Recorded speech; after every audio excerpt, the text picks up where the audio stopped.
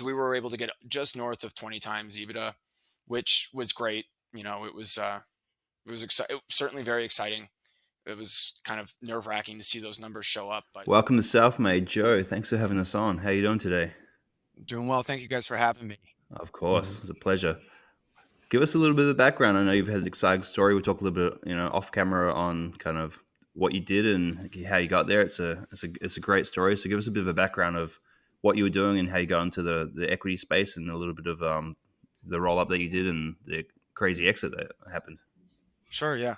So I'm a veterinarian in education. I finished school 2019, left to join a company called Rare Breed Veterinary Partners. They were at the time, a recently started roll up of veterinary practices backed by a family office, and we were buying veterinary hospitals in and around New England. I was the fourth employee there. You end up doing kind of everything when you're that early on, and so got a lot of exposure to buying these hospitals, seeing how value was created at a roll up structured business, and really saw the potential of the model. About 6 to 8 months or so in, I left that job to start my own. I had been talking to a couple of veterinary practices in the area that were interested in doing this and interested in kind of being the founding hospitals. That was about a month before COVID shut everything down. I had jumped in both feet, into the deep end, so I had to keep going. Was able to successfully bring those three practices together, operated them through COVID, grew them, and then exited them in at the end of 2021. It was December 30th of 2021. Remember, because we were racing to get it in for that tax year, and have continued to operate those hospitals now for it's been about 2.5 years. Awesome. So it's three of them? Yeah, three hospitals. And COVID, I guess, was a kind of a blessing and a curse for the industry, right? Because so much uncertainty, but every man and his dog went and brought another dog, right? Yeah, yeah. So going into it, everybody was ready for the worst. We had contingency plans for what would happen if revenue dropped 75%, 80%. How were we going to kind of keep paying bills? Which ones did we need to pay? Which ones could we pause? Um, it didn't play out that way. It ended up being, as you said, a real boom for the industry. Um, and there was increased adoption, people spending more time at home, made them more aware of issues going on with their animals. And because they were more aware, they were more apt or more willing to bring them in. There were shortages in labor, and so companies that could compete for labor better than others could increase their capacity, and then that capacity would get used up quite quickly by the demand. So we were focused very heavily on recruiting through all of COVID and getting good people in the door, keeping the people we had, keeping them happy, and really just kind of putting our heads down and moving forward. Because every day was something would come up, all sorts of challenges. It was fun. And so then you sold it. And I guess are you doing like a earn out or just like a part of the contract to stay on and keep running them, or you roll over some of the equity? Sure. Yeah. So as we went through the sale process, we started with something like 22 bidders. It was a lot. Um, as the process went, you start to get solicitations from them as would the seller be interested in an earnout? Would they be interested in rollover equity? Would they be interested in seller financing? All sorts of different deal structures you could use. And as we would say yes or no, that would start to filter the list down of potential buyers. Gotcha. So Hmm. one of the things we really were hesitant to do, and at the time it really wasn't market, was an earnout. It, it it's not that they're wrong. There's certainly a great way to tie incentives together and tie the incentives of the buyer and the seller together. But there are ways that they can become problematic. Certainly one of the more common ways earnouts difficult is your income and your earnings for the next 3 years are dependent on the performance of the business, which you have sold responsibility and the authority to make decisions and operations to a new group who may have different incentives or need something different from that business than Or what you think. opposing incentives. Right. And so tying your income and your earnings to an entity you no longer control had its pitfalls that we wanted to avoid.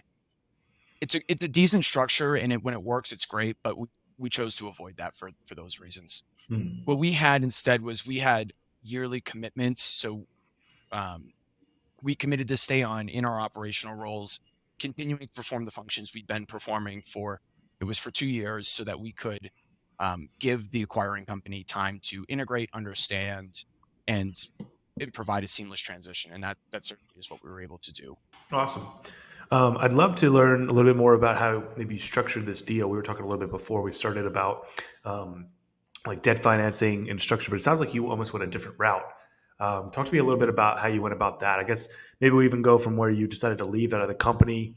You worked there for a few months and thought maybe, hey, if these guys can do it, I can do it. Walk us through that. Yeah, well, I'll tell you, that thought passed through my mind a couple of times. Like, hey, if they can do it, I can do it. I'll tell you, it Mhm. was like very naive to think that. There is quite a lot that goes into doing this kind of stuff.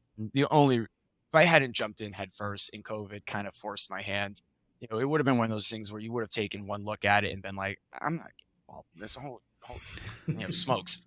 It was challenging. There were a lot of, uh, you know, I always kind of preface it with, I got a degree in dairy farming in undergrad. I had extensive experience managing dairy farms and milking cows, frankly, and managing herds. I got a degree in veterinary medicine, and through both of those degrees, never once took a single finance class, never once took a business class. So I was going into this pretty green and had very little foundational knowledge to go off of. As a result, everything that I had to do was new and foreign, and I had to figure it out on the spot. The original, I'll call it the JV structure, that's what we ended up going with, was the 3 hospitals we brought together. The first challenge was figuring out how we were going to distribute equity so that the partners bringing it in hospitals. What we ended up doing, we folded in the hospitals. There was no cash exchange hands. The 3 Mhm. practices came together to form a new entity, and um, each practice owner took a stake in the new entity. I took a stake in the new entity. But how do you divide that so that it felt fair to the people who were bringing businesses that they'd been Right. building for a long time into this new entity with somebody who was really just getting off the ground, getting started. Uh, and so what we ended up first having to do was figuring out how we were going to distribute. We ended up going with I don't know how technical you want me to get, but Let's it go in the was, weeds. yeah, it was an LLC with preferred series of equity shares or membership units. Hmm. And basically the casual language read that series A, B, and C, which were for the partners who brought hospitals to the table, those are preferred series that will receive the first $10 million at a liquidation event. So if we were to sell down the road, and we were to sell for exactly $10 million, that 10 million would get distributed to the 3 partners who brought hospitals to the table, and I wouldn't see it. Even if it was 5 years from now, uh, Hmm. that's how we structured, so that was kind of protected, and that was approximately what those businesses were worth. Got it. That's like the floor. Yeah, yeah. Got it. Then you had to negotiate how much was hospital A worth versus hospital B, and why did Hmm. hospital B get a slightly different multiple than hospital C, and who's going to get what rent. And so there were all sorts of nuances, and it's very technical, and you just got to you got to remember it's just business, because it can become somewhat emotional, and Hmm. you've spent your whole life building this business. um, Putting a value to it's hard to do, because of course your emotional connection to it's going to be far greater than anyone else's. And so my role in all of that was to recognize that, navigate it, kind of set expectations correctly, and communicate correctly with the partners, so that they understood what was happening. They felt like they were respected. They Hmm. felt like the value that they created was being respected and recognized, and that they weren't being taken advantage of. And so, ultimately we were able to find a structure where let's 10 million is easy to use. So the first 10 million was divided on a pro rata basis based on essentially how much each hospital was bringing. Yep. And then I took a slightly outsized portion of the out Growth. of the growth. Exactly. Mhm. Awesome. So then you got to go through. Yeah, that's pretty interesting. So a lot of times we're doing these businesses and making offers one at a time. It sounds like you went in and did 3 all at once. Yeah. Got to evaluate all 3 of them, and not only that, but you got to get all 3 of them to agree on each of the valuations. So I'm Right. sure that was some intense negotiation. It. So the reason the reason it worked out that way was because these were 3 hospitals that had been friendly for 20 years. One of the Got it. um, Hospital C was owned by a partner who owned half of Hospital B. Hospital B was half owned by the spouse of hospital owner C. So Okay. there was a lot of relationship there that they'd had forever. So they knew each other, they trusted each other. Um, they hadn't coordinated their businesses professionally in any way, but they certainly were friendly. And so that made it easier to bring them all to the table. They could all trust each other. They weren't like three strangers coming together trying Gotcha. to negotiate that all at once, because I think that would have been very difficult. Yeah. But those relationships helped, and ultimately the goals were all aligned. So it was done in a very transparent, fair way. And Yeah. I find that helps a lot. So a lot of times when I'll make an offer, I'll lay out my exact like formula of here's how I got there, so right, that I can say, hey, if you think that I made a mistake in one of these steps, let me know. And we can. It's not just like, here's what it is. It's like right. I took this times that minus this plus that, and this is what I got. And then if you think one of my base assumptions is wrong, let's talk about it. Well, the way I always thought about it, and I saw this happen a couple of times, was there was no reason to be disingenuous or dishonest up front to try and pull a quick one over on somebody, Hmm. because eventually they're going to find out, or the risk of them finding out was too high. You're kind of making a relationship with this person that you need to last, right? It needs to last Hmm. a long time. And if they find out 3 years down the road that you misled them about something, or you gave them a non-market offer and they feel slighted, it can create so many issues for you down the road that Hmm. whatever amount of money you potentially saved, the risk just not worth it. So for me, the key was always to maintain and always to really prioritize the relationship, and Yeah. to not get overzealous, and to not, I mean, you can be friends with everybody and offer them 30 times EBITDA for their business, but remain realistic, but also recognize that the relationship's super valuable, and that, these people know how to operate their business better than Hmm. anybody, and you're going to want that value to stick around. Yeah, that's key. I feel like the relationship is really what it comes down to. Jared and I just had that yesterday where we had to give up some money that we were negotiating over for it in order to say, hey, we're going to prioritize the relationship over this piece because we could fight for this piece, but like, what's the point? We gain a couple $1,000 when we lose the relationship, and now we have to work with this person. And if something comes up and we need their help, then they're more likely to say, sorry, too bad, we're Right. done.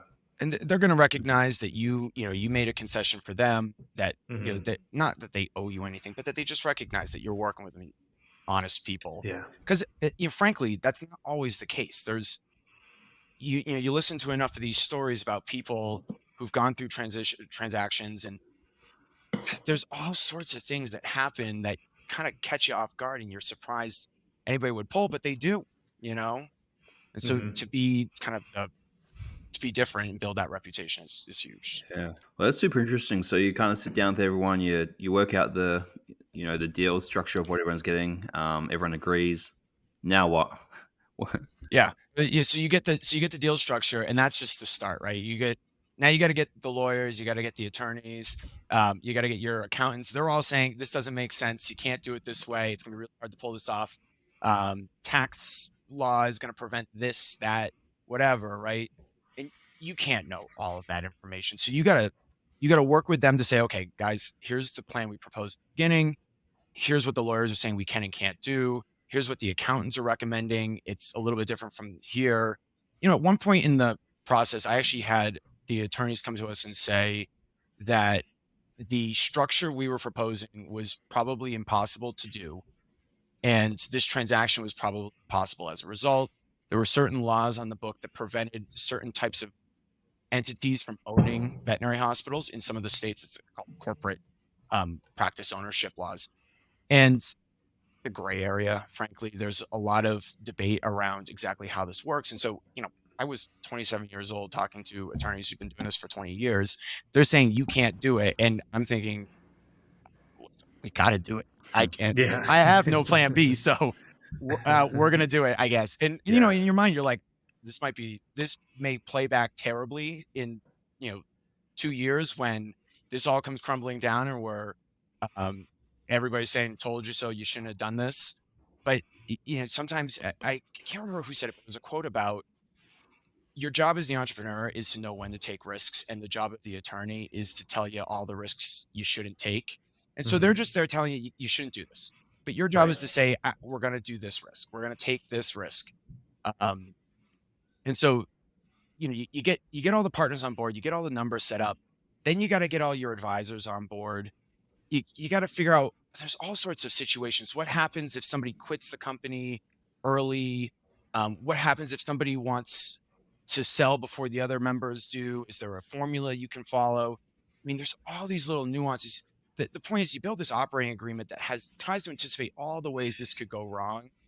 And those conversations can be really tough sometimes, because you're talking about, what happens if I steal from the company? How are we going to handle that? Right. Hmm. And I don't plan to, but Right. we got to have, what happens if you steal from the company? I don't want to imply you're do that, but we should figure that out now before, instead of when it happens.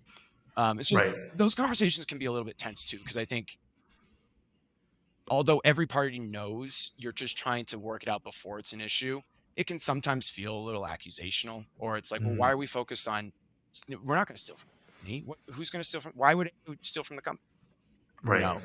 But it's, you hear the stories enough that it's always the partner they've been partners for 20 years. And for 20 years, he had no idea that he'd been siphoning, you know, 3.7 million off of out of the books, that had just disappeared, and they all find out at the end. So it's all Exactly. that stuff you got to work out. So then you finally work all of that out, and then you go through the documents and read it all again. You got 100 and something pages of language you don't quite understand, but your lawyers are telling you is appropriate and correct. And they've sent you all sorts of, like, transaction structure, like step by step.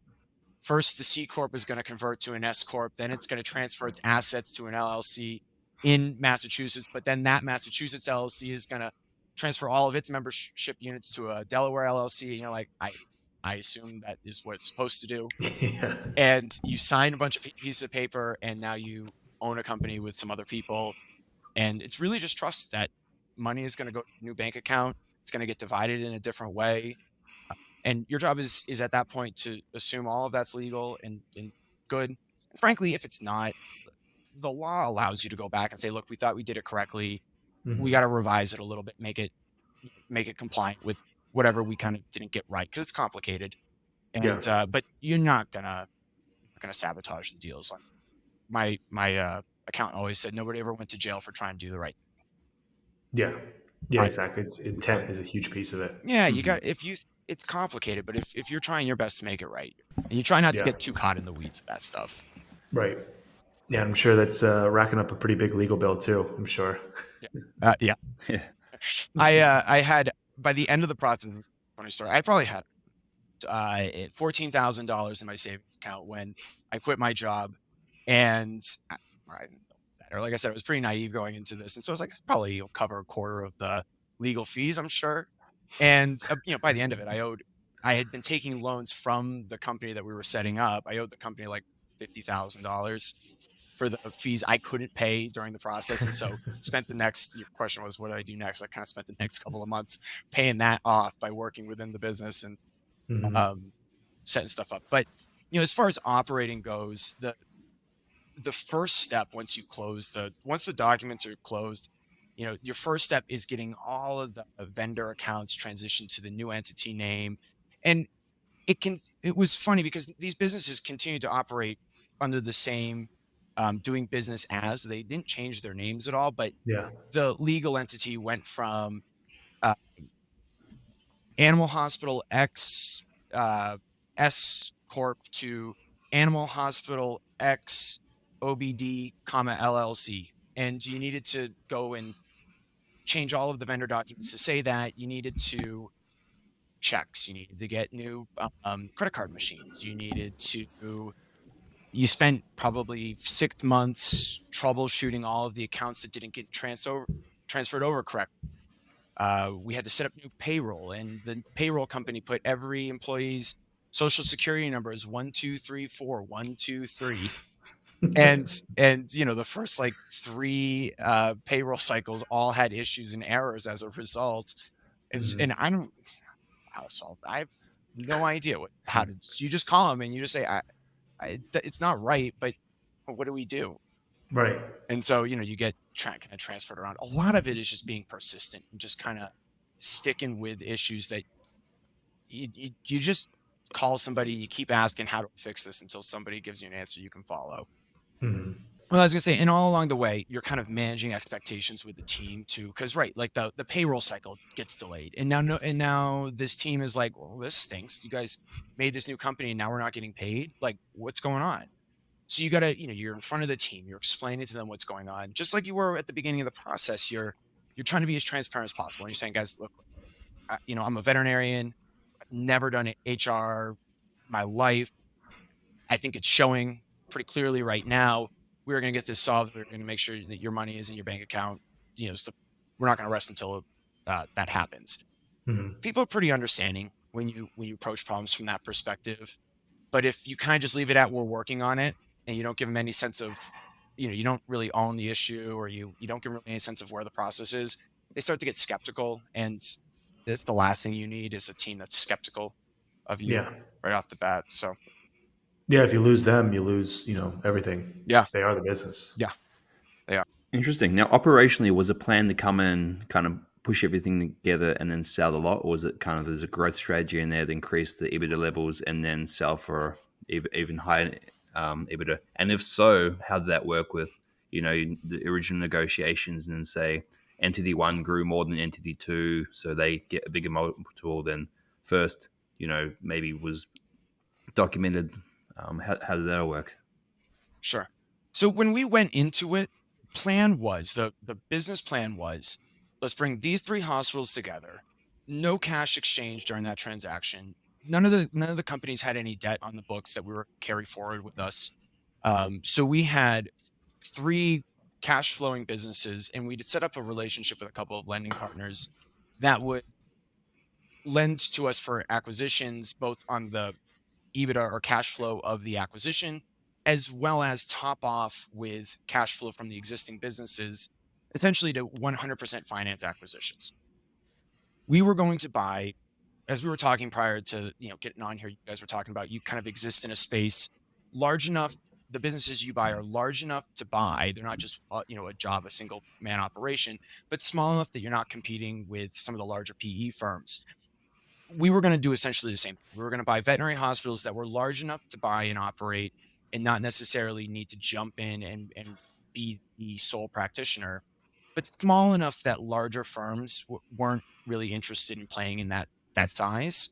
And we were going to buy them for smaller multiples, group them together, using the existing cash flow as well as the cash flow of the acquisition target to pay basically 100% debt finance, maybe a little bit of seller financing or some rollover equity for the sellers. But really our goal was to pay 5 to 7 times EBITDA for veterinary hospitals that were grossing anywhere from 1.5 to 2.5 million in revenue, which would roughly work out to 300,000 to 500,000 Hmm. roughly.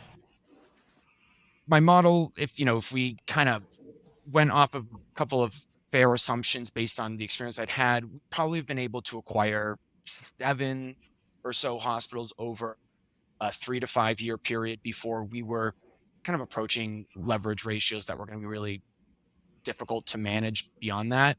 Hmm. At that point, the plan was, we'd have purchased 5 to 7 hospitals on top of the 3 we had. We'd have 8 to 10 hospitals that would push us into a new multiple category. We could then go out and raise equity on that new multiple, cash out the partners who had folded and were older than am. And so they would cash out. They would take basically 100% cash out, retire. We'd have a new entity, a new financial backer, a platform then to grow from there and really get more aggressive with acquisition. A lot of the buyers in the space were buying 25 hospitals a year, more at times, so 2 a month. The plan was to get to 10 or so hospitals, have a nice platform in place, a nice uh, solution for acquisition, an integration process, kind of have all the kinks worked out, and then really throw some gasoline on the fire and go from there. Ultimately, what happened is the space just got hotter and hotter and hotter. We participated on 3 different processes to bid on smaller hospitals. I was kind of driving up and down New England. The first one was a 1.5 doctor practice, which basically means it was a doctor who worked full time and then a doctor who worked part time. Pretty small hospital. Mhm. Generally speaking, these hospitals do not sell for more than 3 to 5 times. This one we bid 6 times EBITDA, a little bit of a seller note on it. We had a relatively aggressively adjusted EBITDA. I think I took it from like 180,000 in what you might call reported EBITDA, which is what the Mhm. business actually did. But then when you pull out the car payment, owner's Yeah, like truck, and SDE. he's paying his daughter $20,000 to who knows, right? Everyone's a little bit different, but you pull out all that stuff, the legitimate stuff. I adjusted it probably from about 170 to 280, and so almost doubling it, not quite, but pretty aggressive. Paid 6 times on it, wasn't close. It got thrown out Wow. about we sent it in. They said, "Is this your best?" And I was like, "This seems pretty good." And no, they were just like, "Well, we've got other offers that are um, superior to this. So, but thank you for your." So I said, "Okay, I'm not going to let that happen because it's a lot of work to go through that process, get to know the Yeah. seller, and lose process like that was tough." So the next offer we put in was a smaller practice. It was must have been 6 employees, 5 employees. Basically, everybody there was what you might call key man. Each person kind of fulfilled a distinct role that wouldn't be able to be covered if somebody left. So lots of risk involved. This is again in that area where it's like the bigger players just don't want to buy this kind of stuff because it could blow up too quick. We were willing to go in on it because we'd be able to get the attention we needed. If things got really scary, I could drive down. I could work in the practice. I could keep it running. We could save it. We go in. It got maybe 100,000 in maybe. It's hasn't grown in 3 years. It's got a -2% compounded annual growth rate for the revenue, Mhm. which is to say, in the veterinary space at this time, most hospitals could achieve 8% over a 3-year period. This was during COVID when things were starting to really heat up. Um, so for it to have not grown was a little surprising. Not, we can work with that. We can fix that. But again, this is just not like a prime target for many of these bidders. I wasn't losing this. Hmm. I I I almost tripled the EBITDA when I put all the adjustments in. I gave them credit for price increases that hadn't happened. I gave them credit for inventory management they weren't doing. I gave them credit for marketing they weren't doing, right? I was just all the things we were going to do, come in and improve on the business. I gave them credit for in the EBITDA. I put a bid in at 8 times EBITDA. It wasn't the top bid. We had 2 rounds. It wasn't the top bid. I'm like, was it not the top bid? So, but they said, but now that you know that, there's a second round, and go ahead and with that information, submit your second and your best offer. I didn't adjust the EBITDA any further, but I upped the offer to 12 times. 12 times on a business that had 5 people in it. I mean, this is Mhm. like we were talking before. You guys, that's your goal target, your target multiple after you've bundled all these your Right. businesses together. Yeah, my God, I'm thinking this is our target multiple too, and here I am paying all of the improvement on EBITDA out at the time of transaction. The Yeah, there's no multiple, room left. there's no room left. But and maybe this was again part of my naive self at the time. One of the philosophies was nobody's going to sell to you if you haven't done transactions, right? Mhm. People who are there's tons of buyers in this marketplace at this point. They're doing, like I said, 20, 30, 40 acquisitions a year. They've got huge names behind them. They've got KKR. They've got uh, Aries. They, all sorts shore capital. I mean, big names, really big players, lots of credibility, and sellers are they're just more inclined to go with those names Right. just because of brand name recognition and credibility, and trust that the deal, you get this offer, it's going to happen, the money's going to be there. um, I get it, right? And so for us, I was viewing this as kind of a loss leader. I was like, I will take a loss on this first transaction to show that we can do a transaction, um, so that we can then go to the next bidding process and say, come talk to the guy that we just rolled up and asked him about the process. Did we make good on all the things we promised? Yeah, like a track record. Right. We were the third offer. Even at 12. Yeah, we were. Yeah, That's insane. 12 on an EBITDA that I basically tripled. Wow. So, Wow. Yeah. so at that point, we said, I don't know if we should be buying hospitals. It just wasn't making the numbers. Just This was make like sense. 2021. Yeah, this was 2020, 2021. Yeah. So yeah, that's the peak. Yeah, this was zero interest Peak rate froth. environment, right? Mm-hmm. I mean, and it was real. So anyway, we Sounds like you dodged a bullet though. In hindsight. in hindsight, at the time, incredibly discouraged, right? Yeah. Because I was just like, how the heck are we gonna be? We can't even compete in this like the smallest of the market at Mm-hmm. incredibly aggressive terms. So I was getting a little discouraged. In hindsight, we probably dodged a lot of bullets there. Mm-hmm. We ultimately, though, what was happening at the same time was we saw that the organic growth of the practices we did own and we were operating was just taking off. I mean, they were at peak. We were up, it was 46% in aggregate if you looked at the 3 locations in whole. Year over year. Year over year organic same store growth. Wow. Yeah, Yeah. which again, these were mature businesses that had existed for 20, 30 years and had historically kind of grown 7, 8, 9% a year. Mm-hmm. We're now growing 4 times that, 5 times that. How much of that is the market, and how much of that is you driving marketing and driving the organic growth? Great question. It was really hard to tell at that point. You didn't need to do much to get new business in those years as a veterinary office. You had to basically have available appointments. There were periods of time where I'm about an hour north of Boston. I had clients calling us from south of Boston. They were going to drive over an hour. They were going to drive past 40 veterinary offices because we were the only place that was accepting same-day appointments still. Got it. And the reason we recognized that early on, what we recognized was, hey, having good people, having enough good people, having them in the office ready to see appointments, sells itself basically in this market, in the sense that when clients call, we get 30, 40 clients a day. Are you taking new clients? Can you see us today? My dog's been limping for a week. It will take us. Just having that capacity available was marketing enough in and of itself.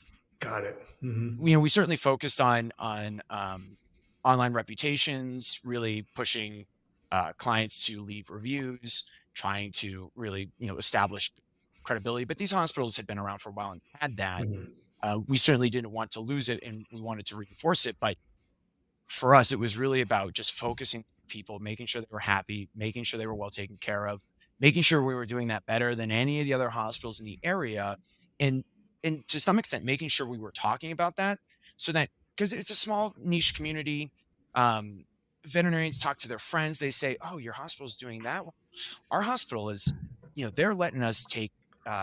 They've increased our pay twice this year. Whatever, right? Like you try to make sure you have a good reputation within the industry because it attracts.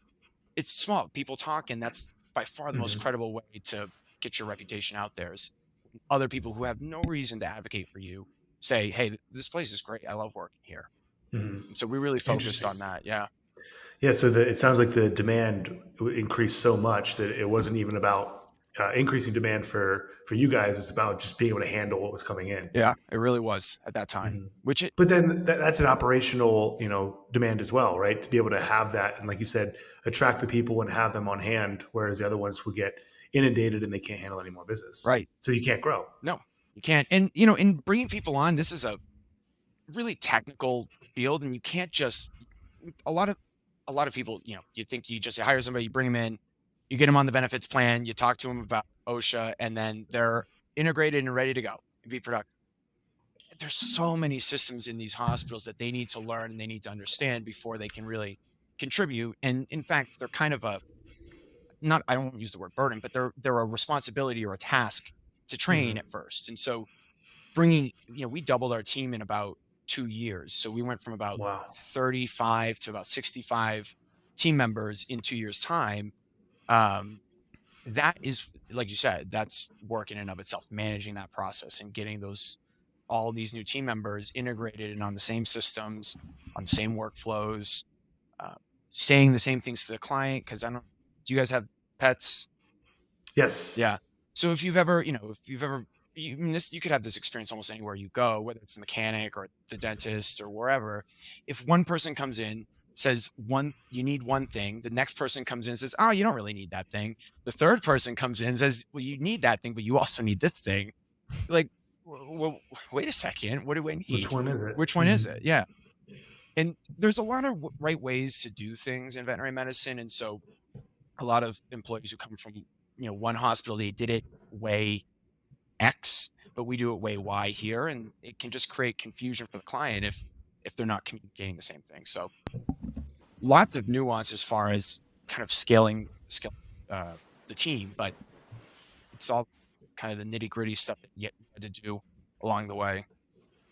I'm curious about your philosophy because much like you, I did an acquisition this year, a seller financing deal to kind of build a record. A little bit smaller than I normally go after, but it was 100% seller financing, so it's tough to turn down. Yeah. And we're coming into a peak season now, and I'm curious what your philosophy is about like hiring ahead or hiring behind.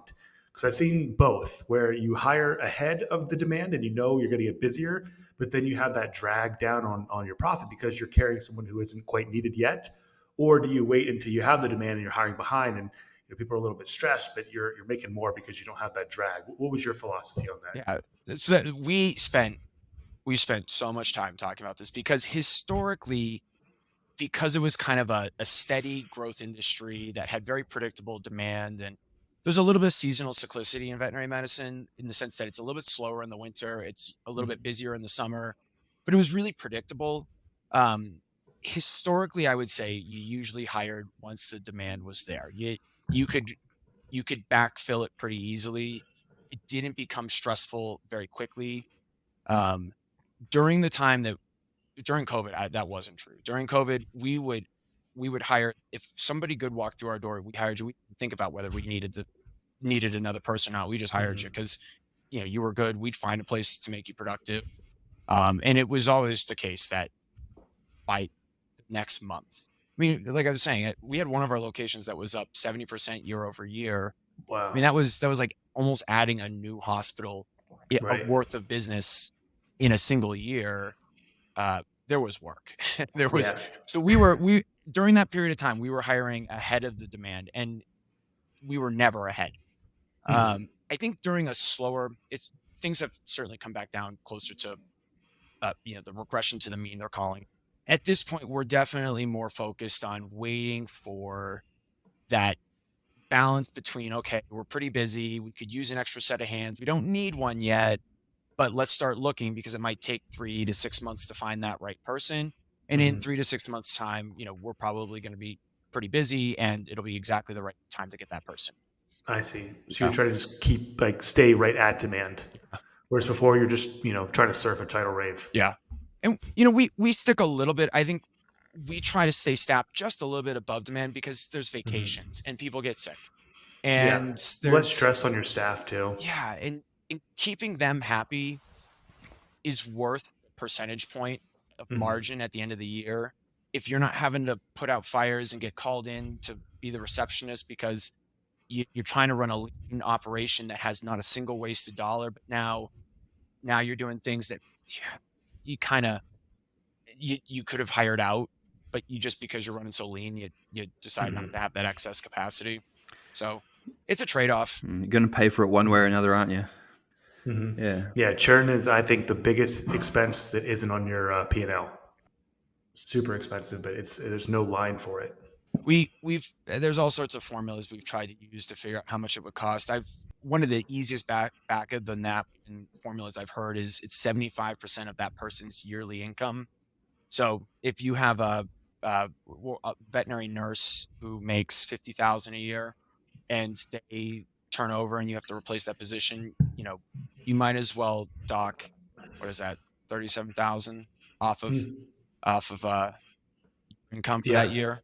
Even if like you said, even if it's not a real, cash expense, that's what it's going to cost in paying somebody on your team, lost productivity, paying somebody on your team to train that next person who's coming in, the risk of that person that comes in to replace that spot, doesn't work well with the team and creates additional issues, there's risk. So Yeah. Yeah. Yeah, that's a big philosophy that I have, is just to like pay a little bit more and expect a little bit more. yeah.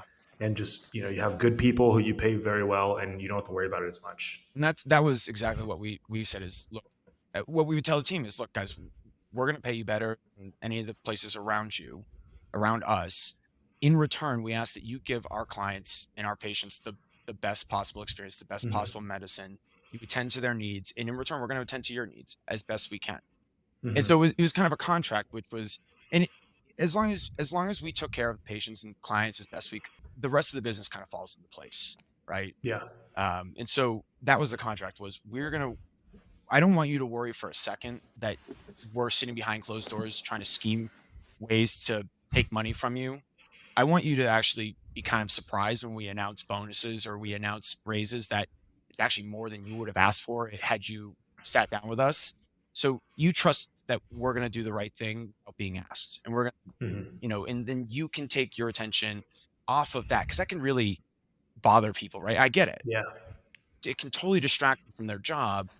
And when they feel like, hey, I trust these guys with my job, I feel like they're doing the right thing for us, then they can go and they can focus on what's important for their job, which is taking care of the patients and taking care of the clients. Yeah, it's like that Speed of Trust book. That was Stephen Covey's son wrote it, and how like trust is like the lubricant of the business that makes everything go faster. Yes. Because if you don't have to verify everything, you just trust someone, Right. their word is good, then you can just bypass so many things. Right. Yeah. Well, interesting. So you went from the strategy of I'm going to try buy these, didn't work with the crazy multiples that were being thrown around. You had a lot of not natural organic growth in your businesses, and then so the strategy pivoted to we're going to grow these and exit what we have. Yeah. So So the strategy pivoted to, hey, we're adding 2 hospitals worth of EBITDA at the 3 locations we have because of how quickly we're growing.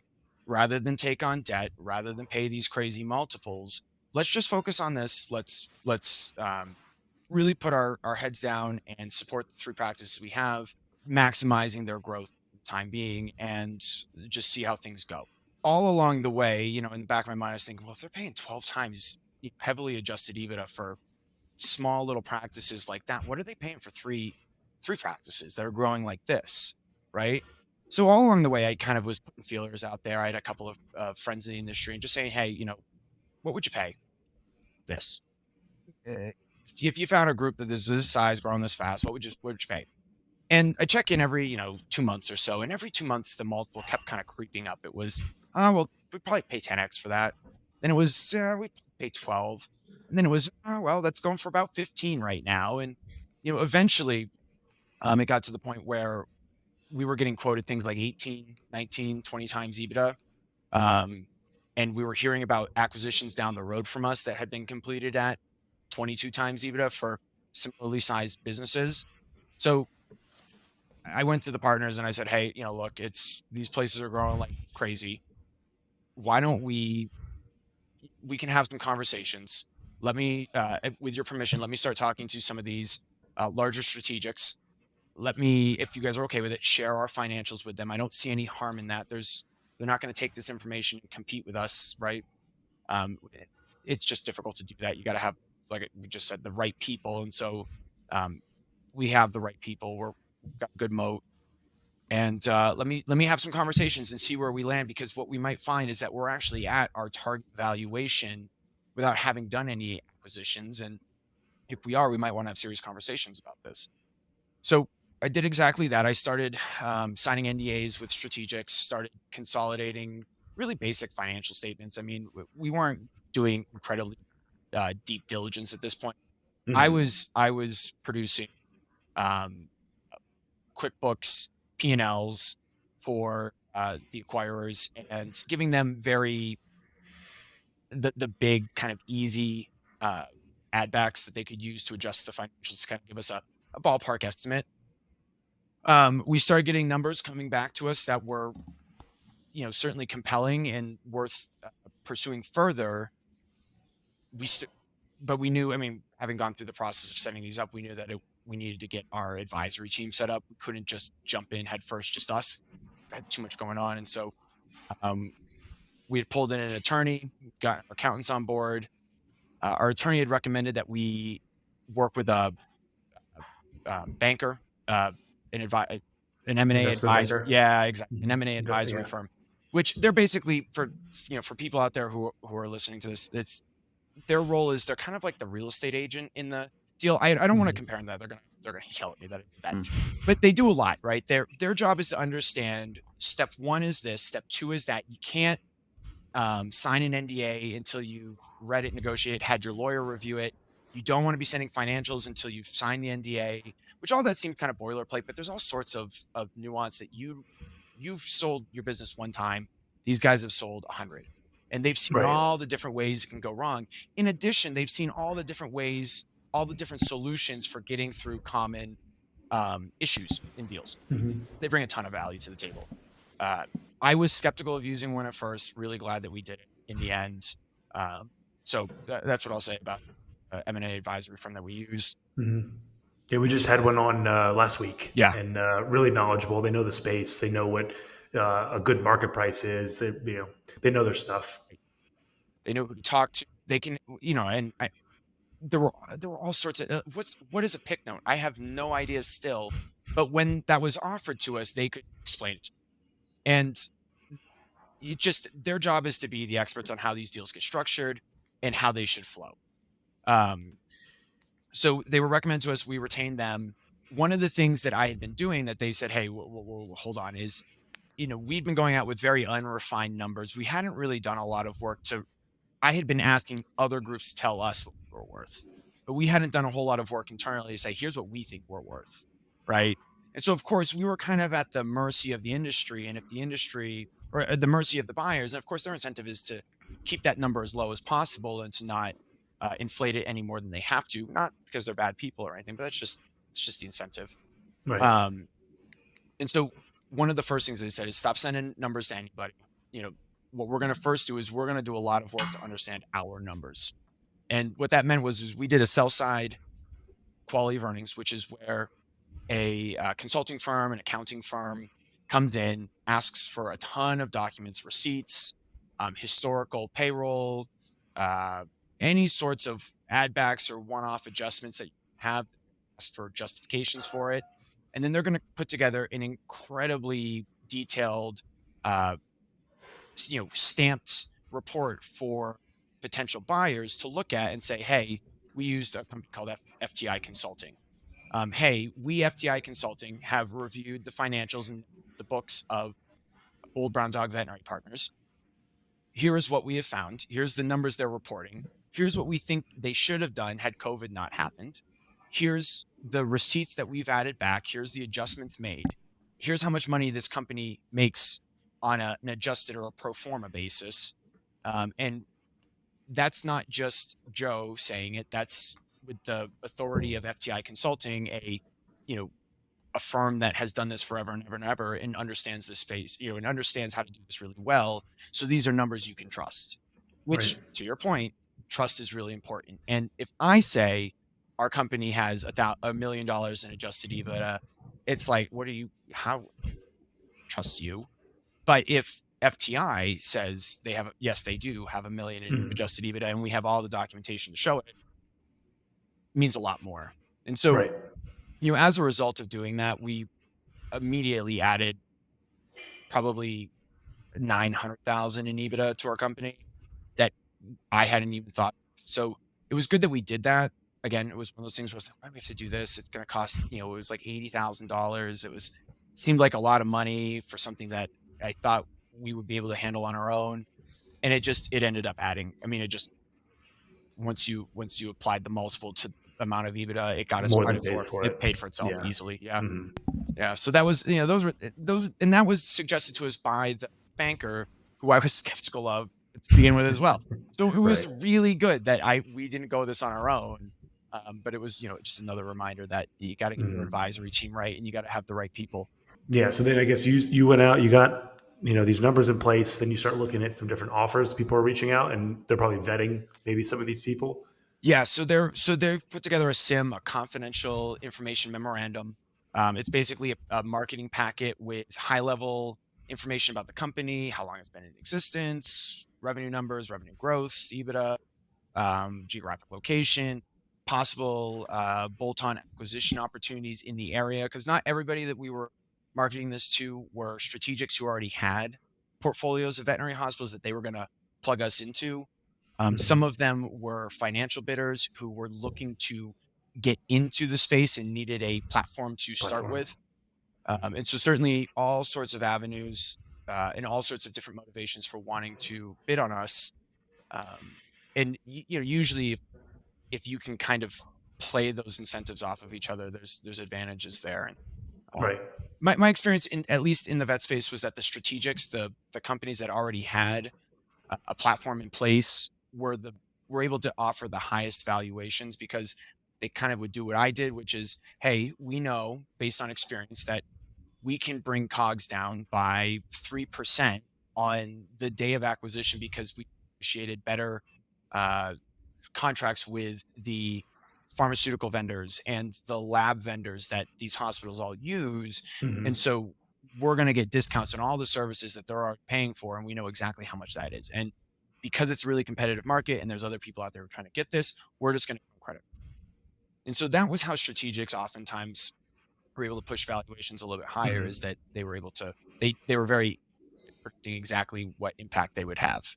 Yeah, and then they can centralize with their current operations a Right. lot of the HR, finance, legal, Exactly. all those functions. Yeah, exactly.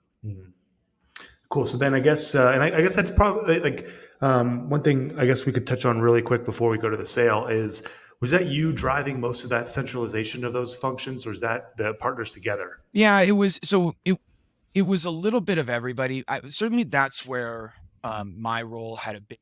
That's where I played a big. Is my job was to kind of build the strategy, paint the picture for everybody as to what this organization needs to look like to be attractive to a potential buyer. Because that's Got the it. space I'd come from, was And were you asking buyers what they're looking for, or are you just kind of intuiting that? well, so I had worked at that group prior to starting the company, Right. buying hospitals for individuals who think like this. And so I learned a lot about how to view these businesses through their lens. And really what it came down to was reducing key man risk, putting in professional management that didn't rely on the seller to stick around.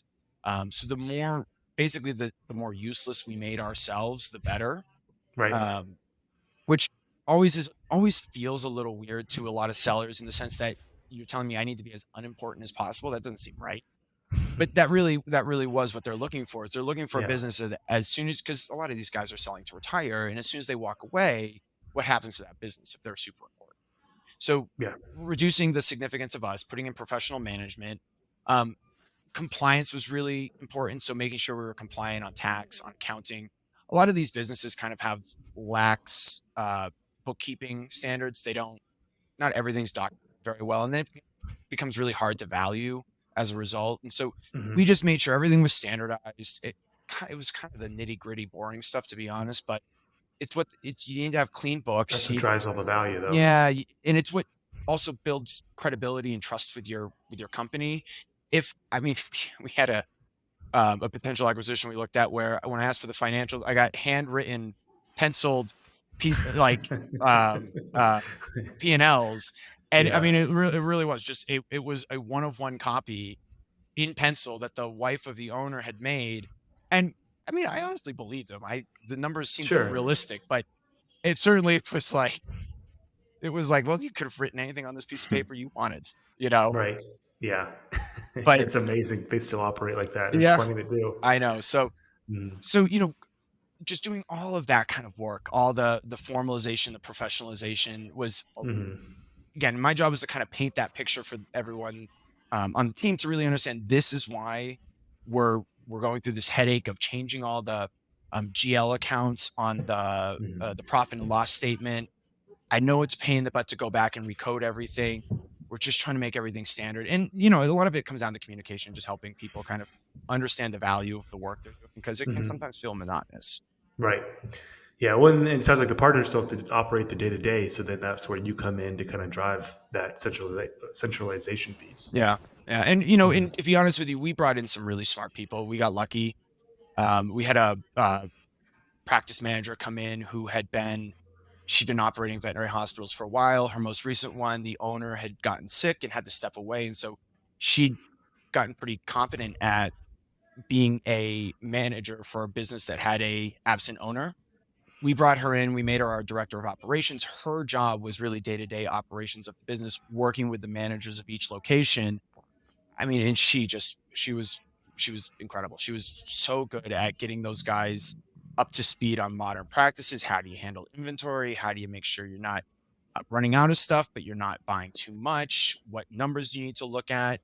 This is happening. I mean, it's just like being a veterinarian, frankly. It's Right. looking at different values, making a diagnosis, then implementing a treatment, and understanding all that. She was just very good at teaching the teams how to improve on that stuff. Nice. Yeah. So key players Yeah. really come in handy. Yeah. So yeah, let's finish because I know we are coming up to time here. Let's talk about the crescendo, right? The big sale. Sure. Walk us through that. I know you said you had a bunch of offers. Like, walk us through. Yeah, Like, sure. So to be totally honest with you guys, I remember so little of it. It was a whirlwind of, basically we hit it's very much a story of right place, right time.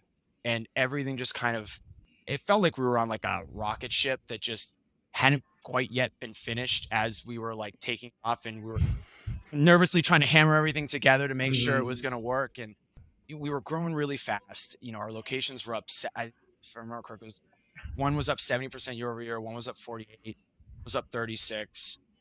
That was like 3 times the industry was up about 15 as a whole. So, our slowest growing location was more than growing twice as quickly as the industry. It was a feeding frenzy. It was still at 0% interest rate. And so, we were getting 20 document requests a day. We'd have, all sorts of meet and greets with potential bidders, answering questions. You had to be on, you kind of had to put your best. You're in sales mode again, right? right. You're selling your company. You gotta be excited. You gotta be excited about its potential. You can't oversell it because then people are gonna get skeptical. But you gotta also, you just put out this really aggressive EBITDA number that you put together with FTI, and you got to be there saying, yeah, no, it's totally possible. In fact, I think it's a little conservative. Here's how we're going to get there. And here's the here's the things that we need from a potential acquirer. And I think I said this in the podcast that you guys listen to, but you got to have a story. You got to have a compelling reason why you're going to market. Because if your reason is, hey, I just think that this business is probably going to be worth less next year and I want to make the most now. Right. Well, who's going to want to buy that? Exactly. So in that, even if that wasn't true for us, but even if that was, you can't say it. So for us, Sure. really what was true was that these things were growing. Like I said, this was a spaceship that we were like taking off before we had finished building. And we were getting to a stage in growth where there was a financial commitment that we were going to need to make to improve the facilities, Infrastructure. yeah, and to really kind of take the business to the next level. It was an amount of money that we, as a company, it was going to be difficult. It was going to require a big reinvestment that probably our timeline wasn't going to make sense for a return on that investment. But a much larger player with a bigger balance sheet where these numbers weren't quite as monumental in comparison, this would just be, operating expenses for them. And it would allow the business to go to the next level, and it would add value, and it would return on that investment over time. It just, we weren't the right people to do it. And so that's really kind of what pushed us to go to market. The valuations were good. So we knew we could raise an amount of money and see the return. And so anyway, so we're out on the road. It was actually during COVID. So we're doing a lot of Zoom calls. People are coming to us though. We're doing tours of the facilities after hours, so that we're not disrupting the flow of the business.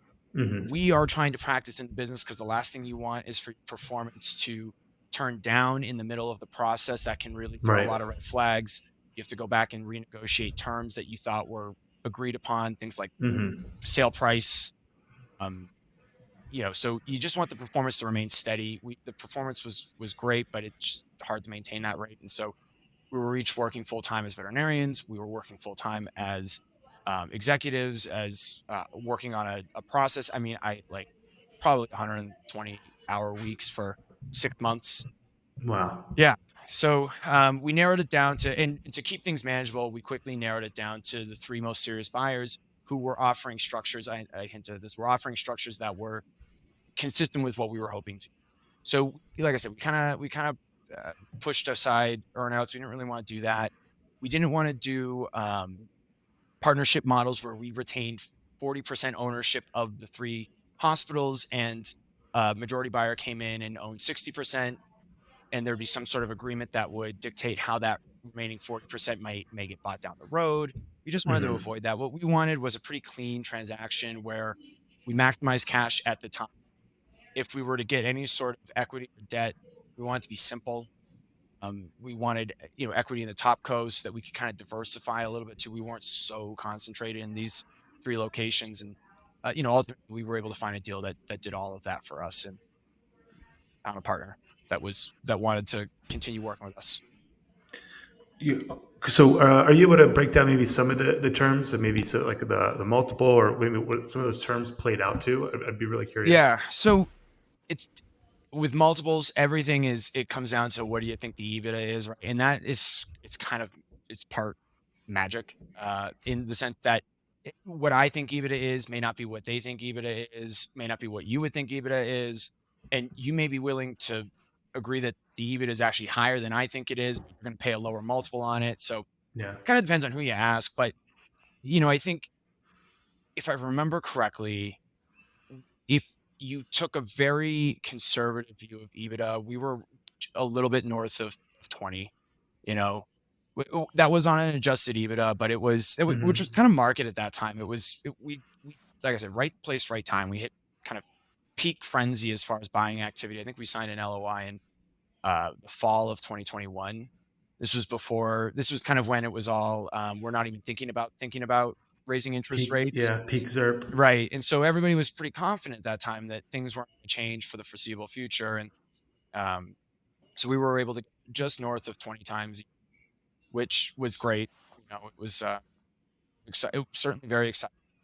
It was nerve wracking to see those numbers show up, but Yeah. So then you hit the 20, and then were you able to find a deal where they give you a little bit in the top co rolling forward? yep, yep. So we did a pretty typical part cash, part top co. It was majority cash. Hmm. What you will learn is that you can't, and this is not to be critical of the acquirer at all, but just things changed after, um, macroeconomic conditions changed after Sure. the acquisition, and that private equity, that rollover equity that you have, just like every other company, it took a dive as far as valuation, and it's not as liquid. It Hmm. relies on transactions happening down the road. It relies on having good management practices, all sorts of things that are out of your control Hmm. again. And so I'm happy to have that rollover equity, but in hindsight, I was also happy that I maximized my cash at the time of transaction because, Hmm. as a seller, that's always helpful to have, or at least to have a path towards liquidity. When you have that Right. rollover equity, it sometimes is ambiguous as to when you see it. And so, Yeah. things like seller notes would be really interesting. If I were to do this all over again, some sort of guaranteed debt payment that I don't have to, that a whole bunch of things don't have to go correctly in order to earn. They happen. Right. Those would be things I would consider in the future, but still very happy with the transaction as it was. Hmm. Yeah, I mean it's a longer term play, right? Like you said, you're diversifying, and I'm sure you don't look at it with the same time horizon as the cash, right? So you get that upfront time horizon for the rollover. Could be 5 years, could be 10 years. I mean, you're pretty young. You got time on that. Yeah, and you get secondary markets too, right? Yeah, no one's ever approached me, but Mhm. someone ever wants to. Right. I actually think I'm sure there's something in there that I'd have to read about that prevents that type of transaction from happening. From selling out. Hmm. So now, I guess then final, like where you are now, I guess you're running still the portion of the partnership. Yeah. Yep. So, Hmm. we spent 2 years again. Really, the goal was to make ourselves as unimportant as possible, continuing to support the businesses, making sure that transitions happen successfully, stabilizing the teams, getting all the systems changed over again, and developing a strategy that was going to bring these hospitals through the next 5 to 10 years. The market's changed a lot, kind of gone back to normal. So the strategy we were using to grow 2 years ago, it needed tweaking. We need to kind of reimagine. Here's how we're going to spend the next 3 years changing the business so that we can continue to grow without kind of getting ahead of our skis. Right. Because we were growing so fast that if we kept up like that, we would have overhired at some point. Yeah. But yeah, so our goal was really to help the management team of the larger strategic group understand our business, understand what it needed to grow, what were the steps they should go in, and how to add value here. Because they've got 120 hospitals that they need to understand. Yeah. We can't understand each individual hospital as well as the people who were there operating them. So is your plan to ride this out and continue, or are you thinking about pivoting, with the 2 years coming up? So the 2 years expired at the beginning of this year. I'm Gotcha. I'm still with the group, still happy, always thinking about what else there is to do. But it's a good spot for me right now. Happy to be doing what I'm doing. Mhm. I've looked into there's a couple of interesting, as the interest rate environment has changed, as the maturation of the space continues to increase, as these companies kind of get 3, 4, 5 years into operating these businesses, there's all sorts of optimizing that's occurring, and smaller hospitals that they acquired that maybe didn't work out the way they wanted are being traded, and there's no real buyer for them. And so, I've thought about maybe some sort of distressed, I don't call them distressed, but smaller Like asset, turnaround. turnaround kind of stuff. Because that's it's kind of the space that I really understand best, are Mhm.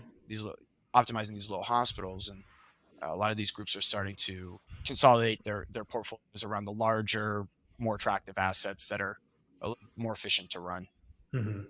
Plus, I'm sure it's a lot more fun, right? Once you get the machine humming, it's probably a lot more boring than than the turnarounds. Yeah, I'll tell you. I mean, like, it was exhausting, and I don't remember some of those days because you're just like you're just running from one fire to the next. But Yeah. it was a lot of fun. Right. Yeah. You look back on it like the good old days, Yeah, right? exactly. Sometimes it Yeah. is. It's a little too slow when everything's going well, which Yeah. It's boring. I shouldn't say Mhm. that, because as soon as something goes wrong, I'm the first one to start swearing. Right. But Jinxing it. yeah, but Mhm. it's a roller coaster. Yeah. Well, dude, this is badass. This has been a blast. We usually go like 30, 40 minutes and we've gone way over. It's fascinating. Well, I appreciate it. I Yeah. appreciate you guys giving me Mhm. time to talk about it. So Well, thanks again, bud. Excited to have some more conversations in the future and kind of see what the future holds for you and what's next. well, I'm excited to see what you guys are doing as well, because you're the ones with the motion right now. So Yeah. excited to see. We're just following in your footsteps, man. Yeah. If anyone But wanted don't follow too close, yeah. because Mhm. And if anyone wanted to connect or reach out with you, is there a way they can do that? yeah, you can look me up on LinkedIn. You can look me up on Instagram. I don't have a professional business account or website or anything. So at joseph.marchell at Instagram is where Jaron found me. So that's where you guys can find me as well. Right on. Yeah. Well, thanks again, man. This has been a blast. Appreciate it. Awesome. Thank you, guys.